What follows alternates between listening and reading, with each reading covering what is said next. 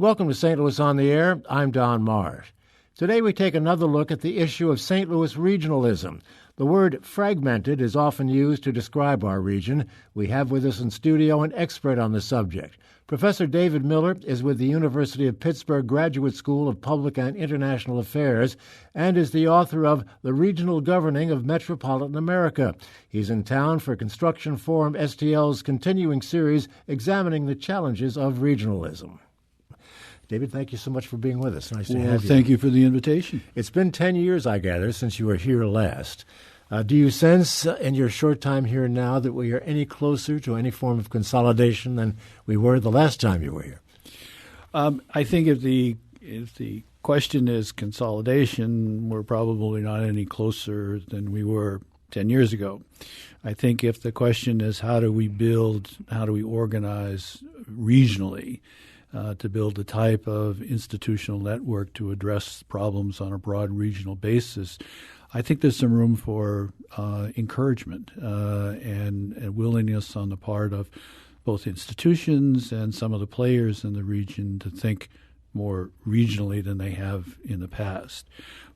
You opened with the term consolidation, and the idea that the number of governments that we have in any particular area is the problem leads to me a false conclusion in the sense of in Allegheny County, where I come from, there are 130 local governments. So the 90 in St. Louis County seems kind of small compared to the 130 here. And so I would be the first to say, well, gee, you only have 90 governments here. That's an improvement over where I come from.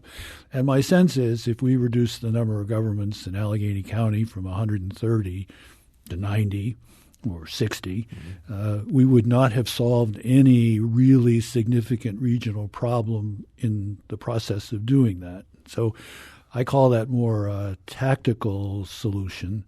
And certainly Allegheny County and St. Louis County ought to work through their issues in terms of what's the appropriate number of governments. But in terms of building regions, that's not really the fundamental question. What has been done in Allegheny County to make it more efficient, if I can put it that way? There are, and as I mentioned today, there are a number of strategies, and let's take Allegheny County as an example. So, for instance, you have 130 local governments, and one of the first things that you can do is that you have to recognize that there are sets of those local governments that have probably interests that are unique to them.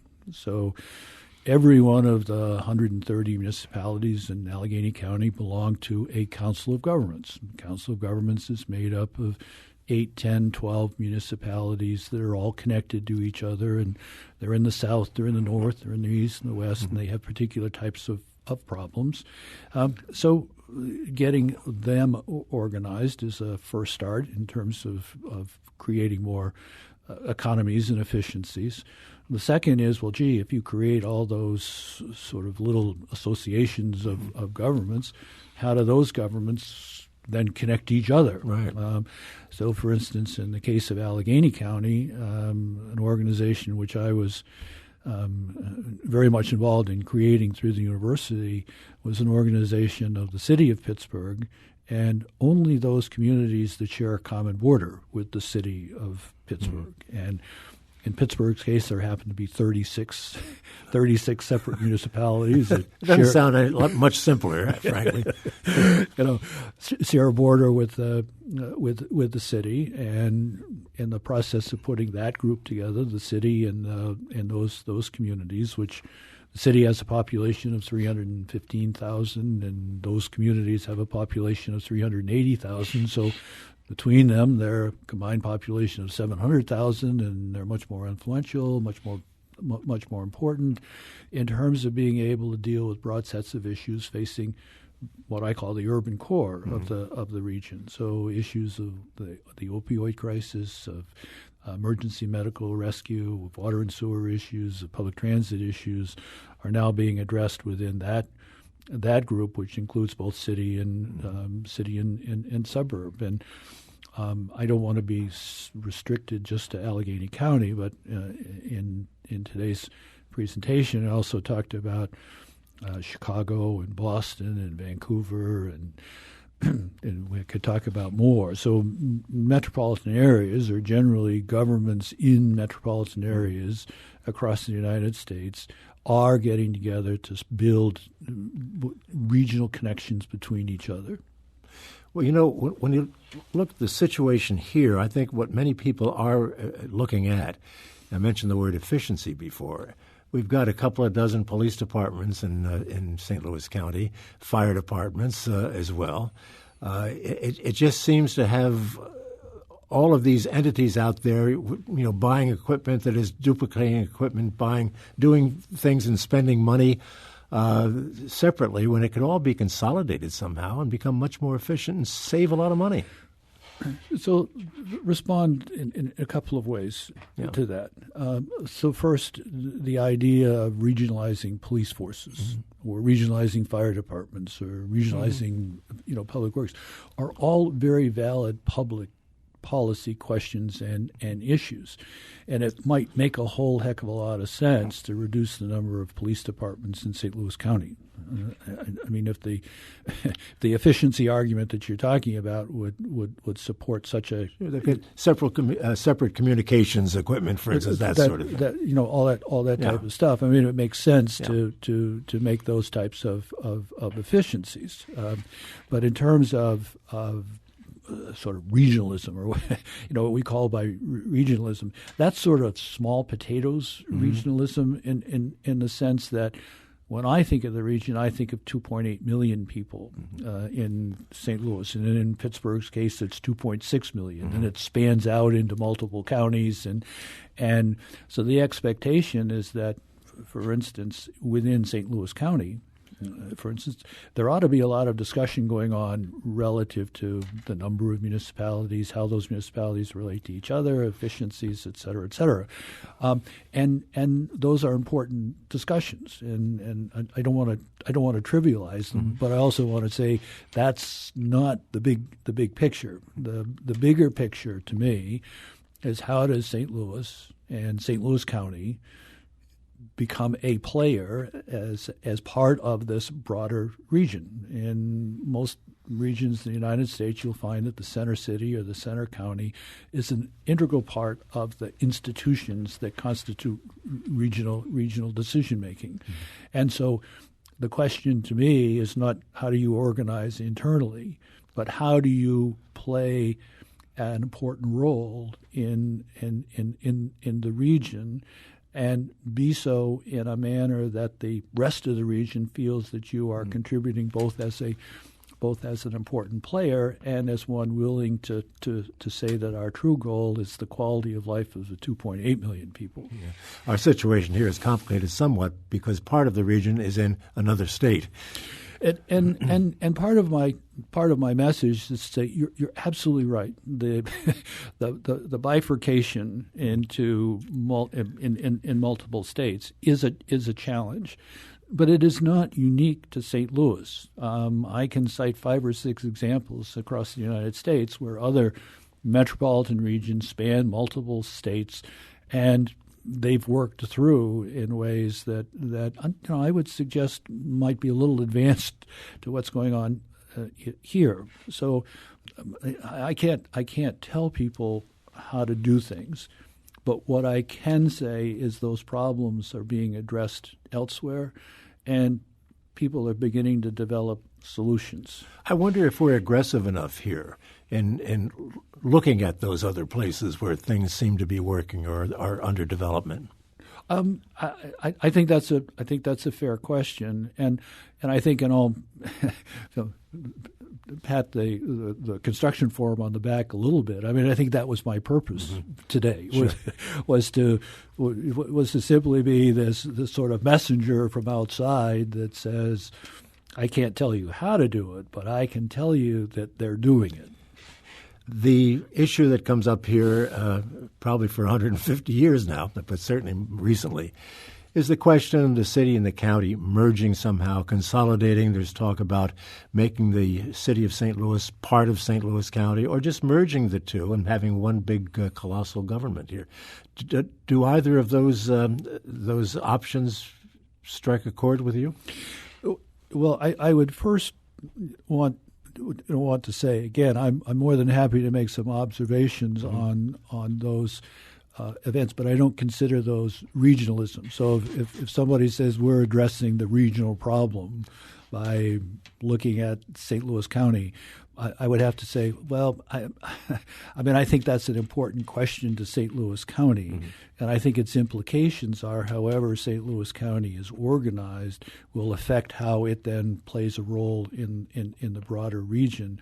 But I think that broader region can accommodate a number of different organizational designs for the county. Now, to the specifics, it would seem to me that at minimum, the separation of city and county might have had justification at the time that it was done. Probably doesn't make a whole lot of necessarily long-term sense now. There might be some vested interest in wanting to continue that, but simply to roll the city back into the county so that it is one of the municipalities in the county, which is probably the lowest bar, it makes a lot of sense, or at least on paper seems to make sense. At the next level, if by merger of city and county, what we're talking about is the unincorporated portions of the county, which are now the jurisdiction of the county, and the city is doing this thing, and we're somehow saying that unincorporated territory is now going to be handled differently than it was before. One would have to say, well, how is that going to be different? At the sort of the other level is, well, what we're really talking about is the other municipalities in the county and reducing the number of those municipalities. I would say this: there is very little example from other regions that has been a successful strategy. That city-county consolidation more often means the unincorporated territory in the city and the retention of the separate municipalities. So when we say city-county consolidation, the unincorporated territory in the city is one thing. The other municipalities are another thing. And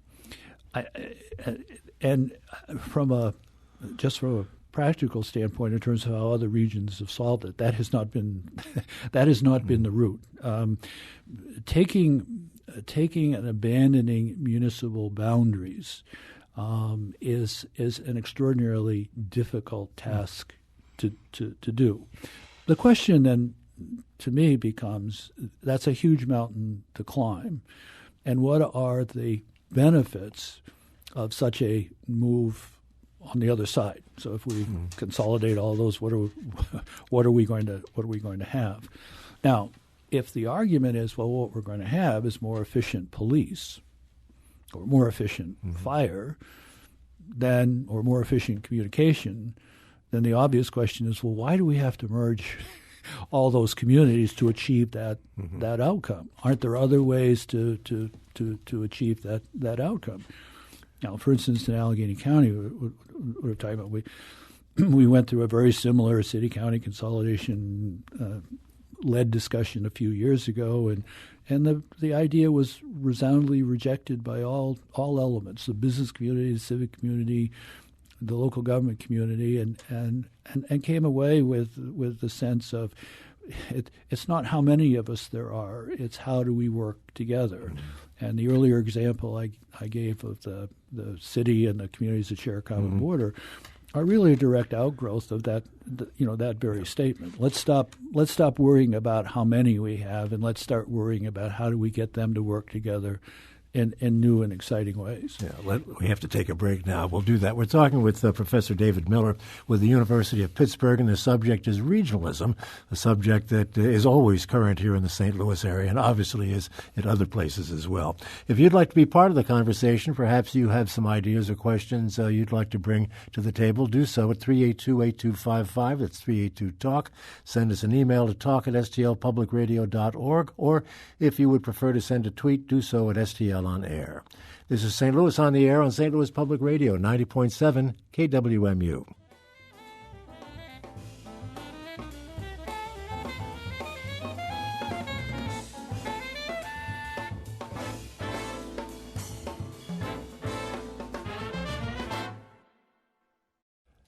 Welcome back to our discussion of regionalism with Professor David Miller of the University of Pittsburgh. David, one of the issues that comes up again in this local situation is the desire on the part of a lot of people to have one voice. There are too many voices out there with all these municipalities, all these mayors, all this political turf that has been split up as it has. That the region needs one voice. Is that so important? I think it is. I think that the idea that there is a voice for the region is something that every region tries to achieve. Now, the question becomes, how do you filter that voice? And so, for instance, we have an organization here called East-West Gateway Council of Governments, where supposedly all of the governments are part of that council, which has the same scale as the 2.8 million people that we're talking about. So is there a location where the voices, if you will, of the region could be articulated in a place where indeed a single voice could emerge? Well, in practice in America, virtually every region has an organization similar to the East-West Gateway Council of Governments, and it's constituted by local governments. And so can that organization, some manifestation of it as it's currently structured or otherwise structured, begin to become more the articulated voice of the region? You also have another important, what I call regional scale institution in bi-state development. And bi-state development has many of the features of being a region-wide organization in terms of what role should that be playing and how should voices be articulated through those organizations, and how should those two organizations work together. And how do those organizations reflect both governmental interest, both civic sector interest, and business interest in terms of, as you said, trying to create this single voice? Now, I think when you asked the question, you were probably thinking more in terms of people rather than institutions and leadership. And who do we turn to? And leadership. And I had raised the question, or I'd raised the point, earlier, that we have to basically define how does the center city and the center county fit into this regional equation, and we want them to be part of the voice for the region, and we want them to be a voice where it sounds like they represent the region. Now, are those institutions right now, the city and the county, such a voice that regional leadership is being articulated?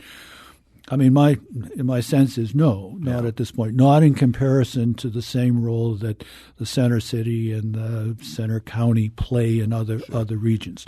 So I do think that's one of the challenges that are here, and I think that gets to this question that leadership is both institutional and it's both people.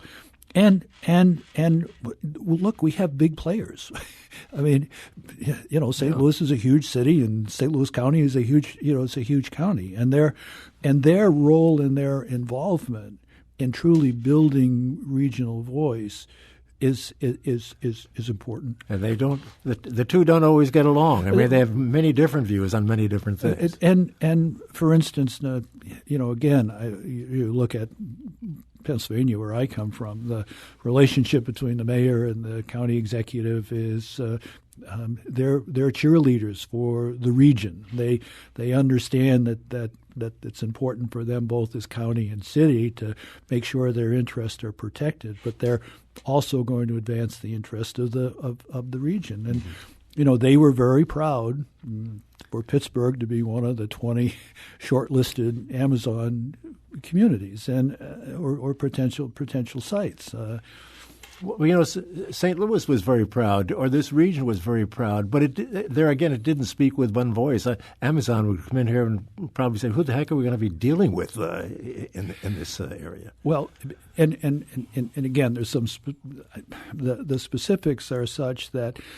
From what I've heard, is there was some real effort to put together a proposal to be competitive with Amazon, and actually there were some new trails that were blazed in terms of trying to speak as a single voice and understand that having a single voice is important. So maybe that really was a learning experience that to take advantage of, to say, okay, well, in effect, some of the other regions that made the short list simply started from a better place relative to voice. Yeah, I think most people would definitely agree with that here.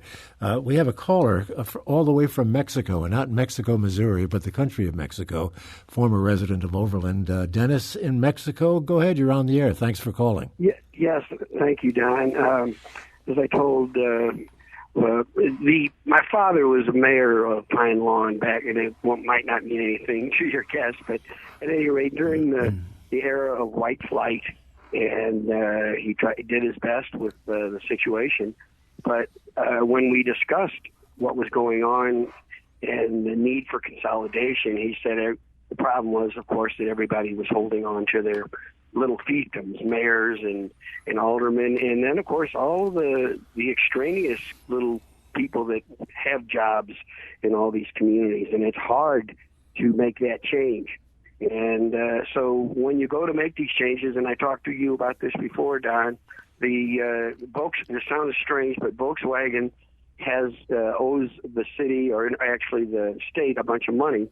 And I just feel like it would be great if that money went into bus stops all across the city and county to make the use of those things, something that the people that live here would use, but also when people come in from out of town. It's not a city like a lot of other cities in that regard.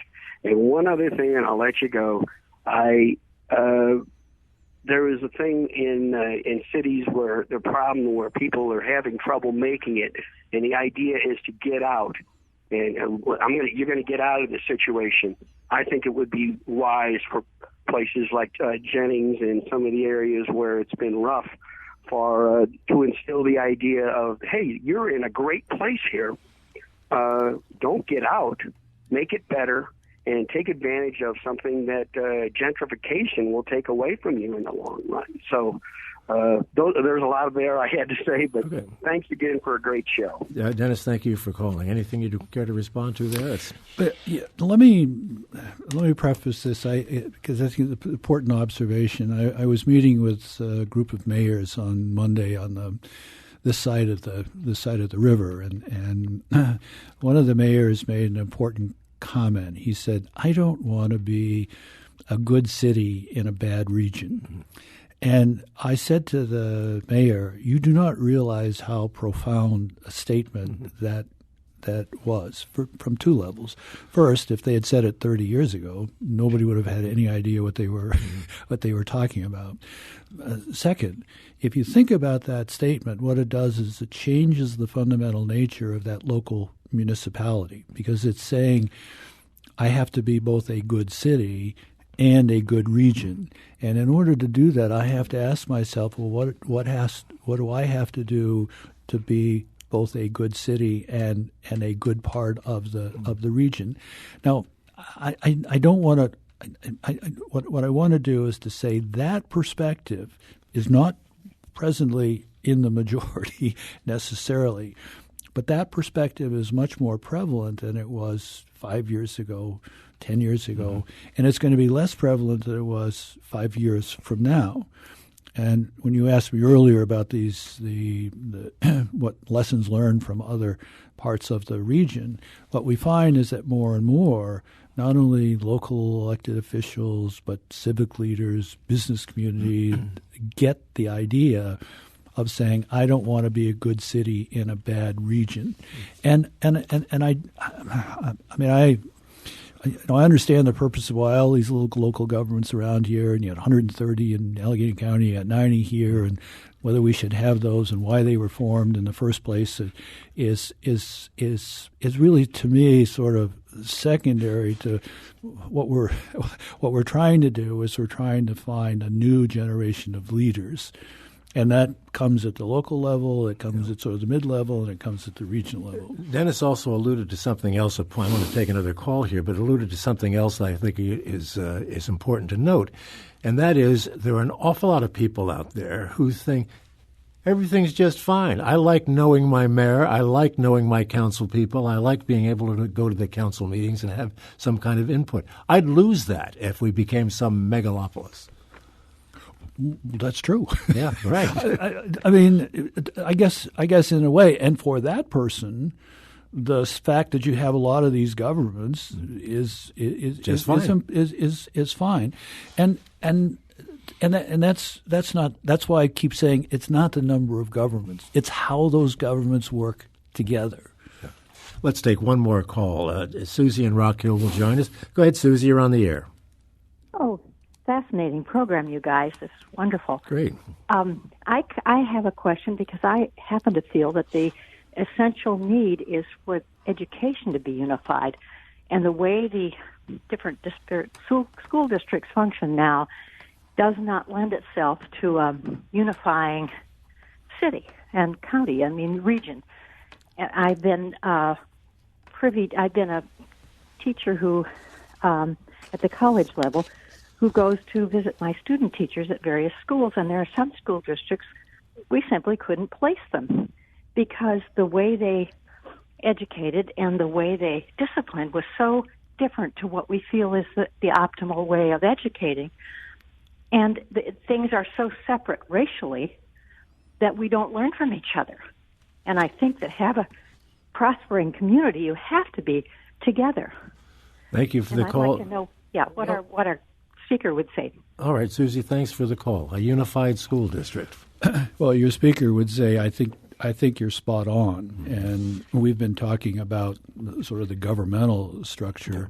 And the big the big issue is education, and education is as disconnected as any. You have 25 school districts, I think, in St. Louis County. Mm-hmm. I can only say there are 45 in Allegheny County. So, but again, the fundamental issue is still the same in terms of how do we connect those school districts, if you will, the same way we would connect any other type of governmental institution to bring basically the same type of conversation forward in terms of the as a region, the quality of our education should be one of our primary issues. And to your question on regional voice, I mean, if we could sort of create, regional voice, and regional voice is then going to articulate a need for some type of reform of educational modification, we should do that. One last quick point, because just both the callers, one of the things that we're talking about is sort of bad behavior. we suffer from bad behavior, and if we tolerate bad behavior and we don't call bad behavior out, then it's going to continue. And in many respects, what we're talking about today is that as we start to build these new coalitions across the boundaries, what we're simply saying is what you're saying is bad behavior, and we're not going to allow that anymore. One final question, a quick answer if you could, please. What should we not do going forward? You should not ask a professor for a short answer. Please. I think we should not. I don't think you should think that whatever solution is generated in St. Louis County is going to solve the regional problem. All right. Well, obviously we could go on and on, but time won't allow us to do that. I want to thank you so much, Professor David Miller of the University of Pittsburgh, for being with us and talking about a problem we talk about a lot here. Hopefully one day we'll find an adequate solution. Thank you, sir, for being with us. Thank you for the invite. This is St. Louis on the Air on St. Louis Public Radio, 90.7 KWMU.